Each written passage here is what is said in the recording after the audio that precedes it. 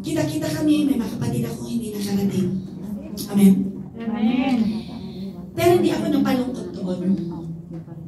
Kasi, nakita ko na ang plano ni Lord para sa kanila. Amen. Di manood na lang muna sila sa kasiyahan namin. Para next time, sabihin nila, sali na kami. Amen. Kasi minsan may kinalaman dito sa akin, pananampalataya kayo. Kasi ang pamilya natin, kung sino-sino minsan ang sinasamba. Amen? Amen. At napansin nila na hindi naapektuhan ang aking itsura kahit hindi nakarating yung iba. Amen. Hindi nabawasan kasi ang sabi ni Lord, sa nangyaring ito, ang plano ko is to prosper you. Amen. And natural nyo kasi nag-apply yan doon. Amen. Hindi lang sa gusto mo, it applies doon. Amen. Kaya ang ganda ng aking paningin sa gano'n. Amen? Amen. Tapos, yung mga loved ones ko, kasi si Rev Alice sa langit na, 6 kami. Yung mga loved ones ko, namatay na lang, kuya ko na napakatinding evangelist. Ang mga loved ones ko, ayaw pa rin mag-respect. Pero hindi siya makapagpa-discourage sa akin. Kasi ang sabi ni Lord, my plan for you is to prosper. Amen.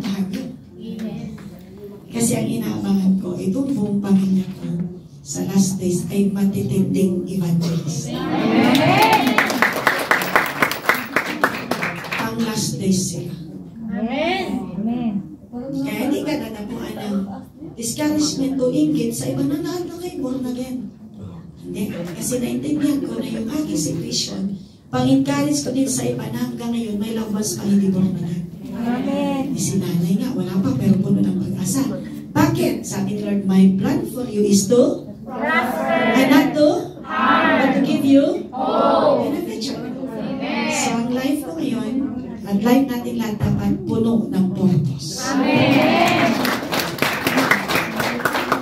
Oh, sabi sa katabi natin, klaro? Klaro. So hindi ka lulugo-lugo, excited ka palagi. Amen.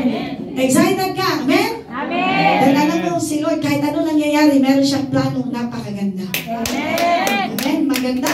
So sino dito ang gusto na ang buhay niya ay punong-puno ng layunin ni Lord? Amen. So, ito, ang plano ni Lord ay ito. Ulitin natin, anong plano ni Lord? For you know, For I know the plans I have For you.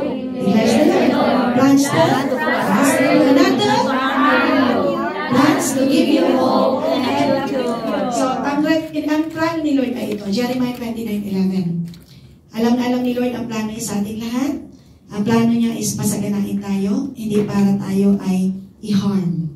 Amen. Amen. Pero nakakalungkot yung situation. Para si Joseph sa Bible. Si Joseph.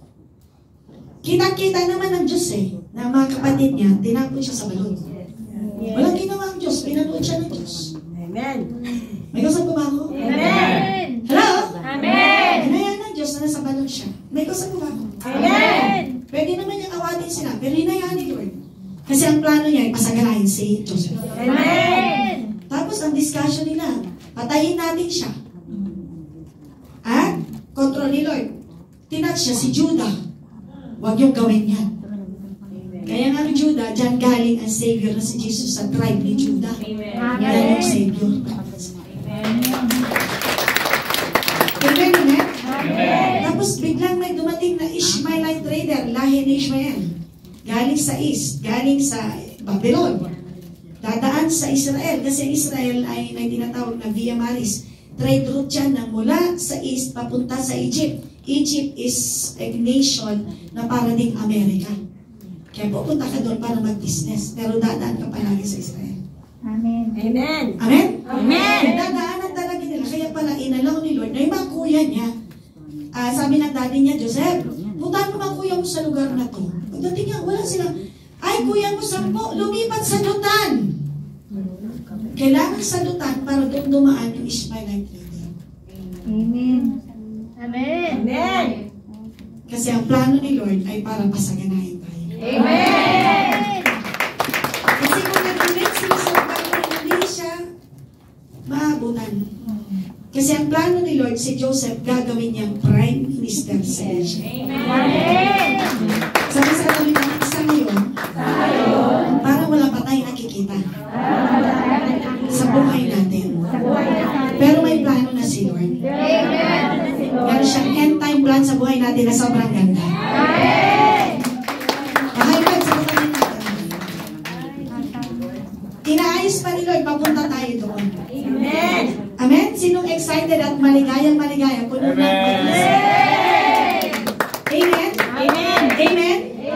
Kaya wag mong tingnan nyo ngayon, ang pangako ni Lord, ang plano ni Lord, ang iyong paniwalaan. Amen. Tapos ang next nun, mga kapatid, dahil si Joseph ay alam niya ang plano ni Lord sa buhay niya, i-bless siya ni Lord. Nung binenta siya, murang-murang alipin. Kasi ang tao noon ay nininegosyo parang kasangkapan na uso noon, tinitrade ang tao, slavery. Amen. Tama? Amen. Pagdating sa Egypt, binenta siya, in-auction sale siya. Highest bidder ay isang opisyal sa Egypt. Kaya kailangan yun ang bumili sa kanya. Kaya kailangan yan yung amo mo ngayon. Amen. Kaya wag kang basta-basta nag-pray kung yan yung binigay ni Lord sa iyo. Amen. Kahit anong sama pa yan, manalangin ka muna, Lord, dito ba ang plano mo sa buhay ko para ang next step mapuntahan ko na.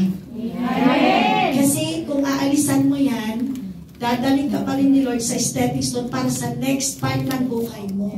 Matatagalan. Amen. Amen. Kaya makinig ka kay Lord kung saan ka talaga na plinano niya. Amen. Kahit sa mga asawa din. Yes. Amen. Magiginig ka kay Lord kung sino ang gusto niyang maging asawa mo. Sa mga single ay Isaac. Amen. Sa mga biyuda, si Boaz. Si Isaac ay hinanapan ni Daddy Abraham na mapapangasawa. Kaya antayin niyo na lang mga single si Eliezer. The servant from Damascus. Dahil inutusan ni Abraham na hanapan ng asawa si Isaac. Oh, yung bawas mo. May kasama ba? Pero ang mga byuda ay may bawas kayo. Ngayon, makikinig ka rin kay Lord. Tama? Lord, gusto ko yung plano mo sa buhay ko. Ito ba talaga siya? Parang si Pastor Rene, no? Ganito. 1984. Galing kami sa palengke, naka-boardmate ko eh. Galing kami sa palengke. Pauwi na ako gano'n. Siya pala ay kalilipat sa boarding house ng katapat. Kasi nakatira ko sa San Anton Street, Sampaloc, Manila. Kung ito boarding house nito. Kami hanggang second floor boarding house namin, yung kanyang tinitiran ay third floor. Noong time na naglakad kami ng aking ka-boardmate, namimintana siya. Alam nyo, bigla siya nagsalita. Ate, yung kasama ko, ate, anong pangalan ng kasama mo? Uy, ano daw pangalan mo? Sabi niya sa akin. Ikaw na lang magsabi, te. Sinigaw din yung pangalan ko. Alam niyo, dahil kabo-born again ko lang noong July of 1984. You know, I heard God. Hindi ko nga nakita mukha niya kasi ikaw na magsabi, te. Kasi actually, ang plano ko sa buhay, ayan, tulog na. Hindi ako makikipag-relasyon puro aral lang. Kasi hindi ako mag-aasawa ng lalaking kulong. Mas pipiliin kong maging dalagang matandang dalaga kaysa mag-asawa ko ng parang magpilong-pilong sa ulo. Yun, ganun ang aking goal sa life. Kasi nakita ko yan. Hindi naman masama ang tatay ko, pero sumpungin. Napakasumpungin ng father ko na pag di niya gusto ang ulam namin, itutumba niya yung lamesa. Habulin ng nanay ko, asama! Nakabihis na kaming lahat. Nakaluto na ang nanay ko. May birthday. Pupunta kami ng beach lahat. Bigla yung tatay ko na sa pintuan. Wala, matutuloy. Oh my God. Kasi, champion siya sa sumpong at balting. Nanganak ang nanay ko sa bunso, March. Ngayon yung dalawa kong kuya ay graduation ng March, magpipin ng mga ribbons. Ako, mag-aaral ako parang 1 year pa bago kasi mag-aaral na ahead sa akin yung mga kuya ko. Siyempre, narinig ko sabi ng tatay ko, sige, kung gusto niyo ako mag-pin, magbobotas ako. Saan na kayo mag-pin? Alam niyo, nasa heart ko lahat yung sabi ko, kakaiba itong mga tao sa mundo. Kaya talaga, ang layunin ko sa life, hindi talaga ako mag-asawa kung loko-loko ang lalaki. Kaya totoo naman, naglayunin ko natupad. Hindi talaga ako nag-boyfriend. Alam mo? Amen. Hindi talaga ako nag-boyfriend. Nung na-born again ako, sabi ng mga klase ko, alam mo, Julie, kailangan ang relationship natin yung nasa Corinto, we should not be equally yoked together with an unbeliever. Dapat believer.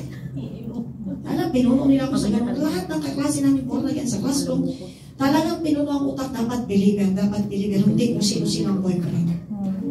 Pero ang lamang ay ito. Natutunan ko marinig si Lord. Narinig ko si Lord. Nakayuko akong ganun.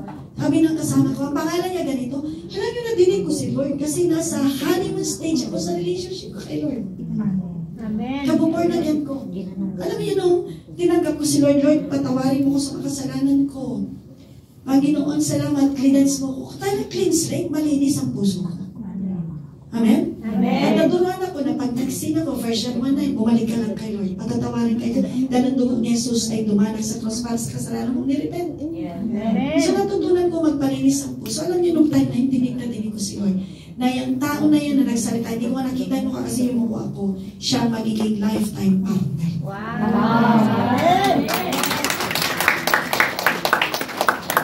Amen? Amen. Kaya nung narinig ko kay Lord, inalugan ko na si Pastor sa prayer mula pa noong 1984. Amen. Kay Lord ko talaga narinig ang plano niya sa buhay ko. Amen? Amen. Kaya, napapansin din niya na bakit memorize mo lahat ang events ng buhay ko. Kasi pinagpipray ko siya palagi. Amen. Kasi assignment ko siya kay Lord. Amen. At pag uwi ko sa langit, gusto ko marinig kay Lord, welcome my good and faithful servant. Amen. Ginawa mo assignment mo sa asawa mo. Amen. Yung mga dalagang kumalakpak na misis, hindi ko. Kasi yun na lang ang pinaka-masaya. Kung medyo, ba naman ito si nanay, yun. At syempre, ang topic kasi, hindi ka magkakaroon ng purposeful life kung hindi mo ni-recognize ang plano nila. Amen. Amen? Amen. So, nasa point number 1 pa lang tayo, nas 12 na. Okay? Okay na?